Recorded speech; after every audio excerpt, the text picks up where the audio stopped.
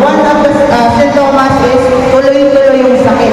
Even though umupo si Kuya Shadi, hindi po nawala. Tuloy-tuloy po yung pananakit ng dibdib. Okay? Yung isa pang symptoms is yung sakit po or yung pain is pumunta na dito sa abaga or parang may nakalagay na mabigat dito sa abaga, sa upper body. Okay, and other sign of heart attack is pwede po walang sign. Maaari po siyang mawalan na lang ng malay. And so in terms of mawalan na lang ng malay, doon papasok yung cardiac arrest. Okay, ano ba nangyayari sa cardiac arrest? So sa cardiac arrest po, nangyayari po, pumigil po yung puso bigla. Okay, so wag po tayo malito kung ano pinagkaiba ng heart attack sa cardiac arrest. So ang heart attack, kapag meron kayong heart attack, pwede po siyang maging cardiac arrest. So, magiging heart attack muna before maging cardiac arrest. Okay? So, makit muna yung puso and then tumigil bigla sa pag-circulate. So, ano yung gagawin natin kapag tumigil yung pag-beat ng heart and pagkuha natin ng hangin? So, dito na yung papasok yung CPR or cardiopulmonary resuscitation na yung natawag. Una, taas yung kamay. Okay? Ilagay yung palagi pinagamit na kamay. So, in example, nagsusulat kayo, so ilagay sa itaas. Okay? Yan. Okay, after that, dahan-dahan lumuhod. For example, may namatay sa harap ni Kuya Shadi. So, lumuhod siya. Yan. And then, ilolocate yung center of the chest. So, magtanong ako, saan ba yung puso natin? Left or right? Or sa center? Sino nagsagot ng left or kaliwa?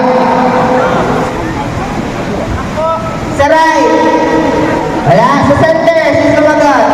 Okay. So marami kasi sumasagot ng nasa left daw. Tama naman. Pero, dyan kasi yung malaking parte ng puso. Pero yung puso natin is sa mismong gitna. Malaki lang yung part ng heart natin dyan. Okay? Kaya po, dyan po yung malakas na magpuso. Kasi malaki po yung parte ng puso natin dyan. Pero kapag magkakompress kayo sa center of the chest. So, sa center of the chest, dito. Okay? Dito yung tanda. Sa may, yun po line. Or sa may, okay? And then, ilalaki. Okay, patatamahin sa center is heel of the palm. Heel of the palm. Hindi po yung buong kamay. Heel lang po, heel. Okay, ilagay sa center of the chest. Sa gitna ng bibig. Ilak yung siko. Okay, huwag po natin i-bend kasi magkakaroon tayo ng injury. And then, start the compression. Okay. So, sa hands, meron ba dito na kapag mag-CPR, merong mouth-to-mouth. Tama ba? Mouth-to-mouth. Nakita na ba kayo ng tao nagma-mouth-to-mouth?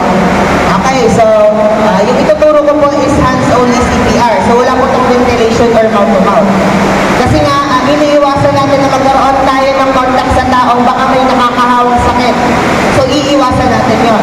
So, yung ibibigay lang natin is puro compression. Wala nang blow. Okay? Iniisip natin yung kaligtasan ninyo para po doon. Then, kaya tayo nagpo-perform na hands-only CPR.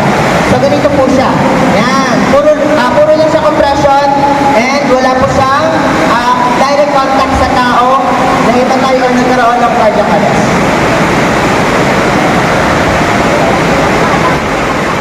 Yan. Okay? So, by doing this, ang CPR is nakakatulong po na help sa tao na makasurvive po sa kamatayan or sa death by doing CPR. So, kaya nga po napakahalaga na marunong tayong mag-CPR.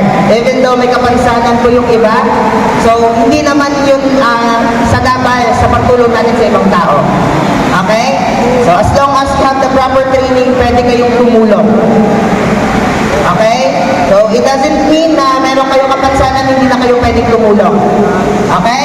So, yung kapansanan nandyan yan, pero hindi mawawala yung kagustuhan natin tumulong sa isang taong nangangailangan ng tulong. Okay? So, gusto nyo ba mag-CPR? Gusto ba? Sa tingin na taas naman.